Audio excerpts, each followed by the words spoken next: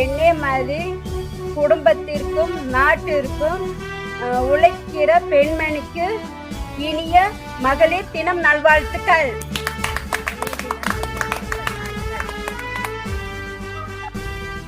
இன்று மார்ச் 8ஆம் தேதி மகளிர் சமமாக இந்த சமுதாயத்திலே எண்ணப்பட வேண்டும் என்பதற்காக அமெரிக்காவிலே 1900 ஆண்டிலே தொடங்கப்பட்டது.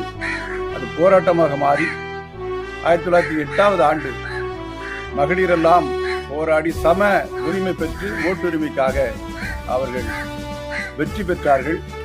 அது முதல் உலகம் முழுவதிலும் மகளிர் தினம் என்று குறிப்பிடப்பட்டு உலகம் முழுவதிலும் மகளிர் தினம் மார்ச் 8ஆம் தேதி கொண்டாடப்படுகிறது. அனைத்து மகளிருக்கும் மகளிர் தின நல்வாழ்த்துக்கள்.